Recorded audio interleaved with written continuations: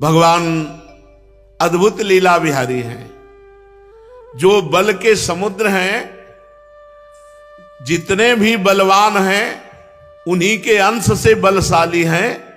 आज वो महाबली प्रभु भागने की लीला करते हैं, रण से भागने की लीला करते हैं, इसलिए पहले उनकी जय बोलते हैं। बोलो रणछोर भगवान की जय, श्री द्वारिकाधीश भगवान की जय। 18वां संग्राम छिड़ने वाला है जरासंध से। 23 अक्षोणी सेना 17 बार लाया और भगवान श्री कृष्ण और बलराम जी ने 23 अक्षोणी सेना 17 बार संहार की और जरासंध को छोड़ दिया। 18वीं बार उसने बहुत से तपस्वी ब्राह्मणों को अनुष्ठान में बैठाला था और कहा 17 बार हार गया हूं, अगर 18वीं बार हारा तो आप सब ब्राह्मण लोग, बहुत ब्राह्मण भक्त था। एक समय निश्चित था जिस समय ब्राह्मण उनके सामने मांगने आते थे और वो कहता था अगर गर्दन भी मांग लोगे तो दे देंगे। तो कहा आपकी उपासना करता रहा, अगर 18वीं बार हार गया तो परिणाम ठीक नहीं होगा।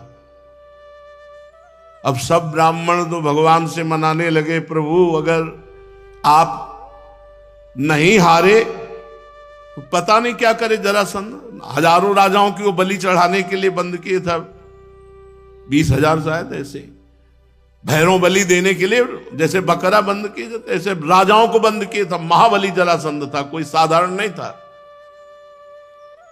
ब्राह्मणों ने अनुष्ठान, भगवान का नाम है नमो ब्रह्मणे देवाय। भगवान ने विचार किया कि ऐसे रण क्षेत्र से भागना तो ठीक रहेगा नहीं, जरासंध को पीठ दिखा के क्या लीला हो। तो भगवान के मन है देवर्षि नारद जी। देवर्षि नारद जी काल यवन महाबलशाली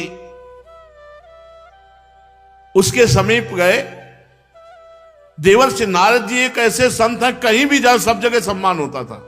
कहीं भी राक्षस के पास भी जाए तो पूजा करेगा, देवता के पास जाए तो पूजा करेगा। सबको पता था नारद जी हमारे हित ऐसे। काल यवन ने कहा महाराज त्रिभुवन में कोई हमारा जोड़ नहीं रह गया लड़ने वाला। तो देवर्षि नारद जी ने कहा अभी तुम्हें पता नहीं है, श्री कृष्ण चंद्रजू मथुरा में विराजमान तुम्हारे जैसे वीरों को खूब अच्छे से तृप्त कर देंगे। कालयवन ने कहा मथुरा में क्या नाम है? श्री कृष्ण। कैसा रंग है? सांवला। अवस्था नवकिशोर, 4 भुजाएं, पीतांबरधारी। बोले बस आप निश्चिंत रहो, मारा गया। देवर्षि नारद जी की प्रेरणा से 3 करोड़ म्लेच्छ सेना लेकर कालयवन ने मथुरा को घेर लिया। उधर 18वीं बार 23 अक्षोणी सेना लेकर जरासंध चल पड़ा। गुप्तचरों ने भगवान को सूचना दी जरासंध का 18वीं बार महासंग्राम होने वाला है। भगवान बलराम जी से कहा तो बड़ी समस्या हो गई। 3 करोड़ म्लेच्छों ने मथुरा को घेर लिया और 23 अक्षोणी सेना लेकर 18वीं बार जरासंध आ रहा है। अब तो जरा सी भी चूक हो जाने पर मथुरा वासियों को कष्ट हो सकता है। इसलिए भगवान ने समुद्र में एक पुरी की रचना की, द्वारिकापुरी की, किले की रचना की। बलराम जी से सलाह की और बीच समुद्र के बीच में 48 कोस लंबाई और चौड़ाई ऐसे एक किले की 48 कोस, जिसमें संपूर्ण मथुरा वासियों को सुरक्षित रखा जा सके। आदेश किया विश्वकर्मा को। वो आए थोड़ी कि अब काम शुरू होगा, 1-2 साल में पूरा होगा। मिनटों में काम पूरा होने वाला। गली, महल, सभा भवन, सब सुंदर नगर की रचना, उद्यान, विचित्र उपवन, दिव्य दिव्य लताएं, सोने के ऊंचे शिखरों वाले महल जो आकाश से बात करते, स्फटिक मणि की सुंदर सुंदर चबूतरे, बहुत सुंदर निर्माण द्वारिकापुरी का विश्वकर्मा जी ने किया। उग्रसेन, वसुदेव जी और समस्त अपने निज परिकर को भगवान श्री कृष्ण बलराम जी ने योग माया के द्वारा मथुरा से सीधे, आसपास तो 3 करोड़ म्लेच्छ लगे हुए हैं, सीधे द्वारिकापुरी में पहुंचा दिया। देवराज इंद्र ने पारिजात वृक्ष भेंट दिया जो द्वारिकापुरी में विराजमान। भगवान ने दिव्य सुधर्मा सभा की रचना की। वो सभा ऐसी की भूख, प्यास, बुढ़ापा, शरीर से पसीना निकलना, थकावट, ये सब कुछ नहीं हो सकती उस सभा में बैठने की। वरुण जी ने श्वेत घोड़े, जिनका एक एक कान श्याम वर्ण का था, जिनकी चाल मन के समान तेज थी। धनपति कुबेर जी ने 8 निधियां भेज दी। भगवान की समस्त विभूतियां आकर के द्वारिकापुरी में एकत्रित होने लगी। सभी लोकपालों की भगवान श्री कृष्ण ने जो जो शक्तियां सिद्धियां दी थी वो सब भेंट की। भगवान श्री कृष्णचंद्र जी की द्वारिकापुरी में सब निधियां सिद्धियां विराजमान हैं, लोकपालों की विभूतियां विराजमान हो गई।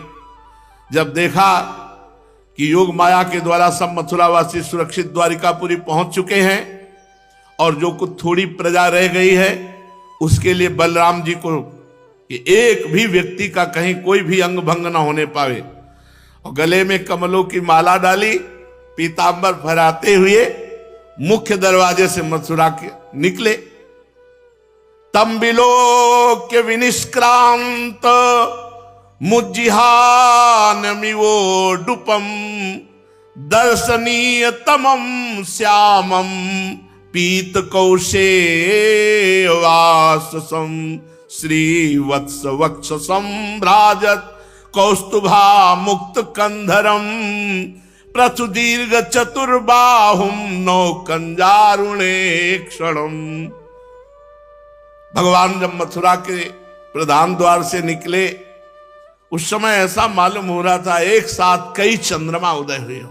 नील श्याम कांति, श्यामल शरीर अत्यंत दर्शनीय, उस पर रेशमी पीतांबर बिजली की कांति जैसा, वक्षा स्थल पर स्वर्ण रेखा, श्रीवत्स का चिन्ह, गले में कौस्तुभ मणि, अजान बाहु, लंबी लंबी भुजाएं, हाल में खिले हुए कमल के समान कोमल रत्नारे नेत्र, मुख पर मुस्कुराहट, आनंद की राशि राशि अटखेलियां, कपोल की छटा ही निराली, मंद मंद मुस्कान, जो देखे उसका चित्त चुरा ले। कानों में मकराकृत कुंडल झिलमिल झिलमिल कर रहे हैं। नारद जी ने ऐसा ही बताया था। प्रधान द्वार पे काल यवन खड़ा था, आसपास म्लेच्छ सेना घेरे हुए थी। काल यवन ने निश्चित किया यही श्री कृष्ण है, क्योंकि जैसा बताया था देवर्षि नारद जी ने वैसा है। श्रीवत्स चिन्ह, 4 भुजाएं, श्याम शरीर, कमल नेत्र और बनमाला धारण कर मस्ती से निकले, और बड़ी चंचलता है नेत्रों में। यही श्री कृष्ण है। ललकारा उसे, वासुदेव मुझसे युद्ध करो। कालयवन ने, भगवान ऐसे डर पे मानो जैसे कोई डर रहा हो कालयवन से। कालयवन ने देखा है तो डर गया हमारी केवल आवाज से। कालयवन दौड़ा, जैसे वो पैर बढ़ा रहा है वैसे भगवान भागने के पैर बढ़ा रहे। कालयवन ने कहा तो कह रहे थे बहुत वीर योद्धा है, अभी तो आवाज दी और सिकुड़ गया, और हम दौड़े तो भाग पड़ा पीछे की तरफ। भगवान जी देखा कालयवन आया, रणभूमि से भाग पड़े।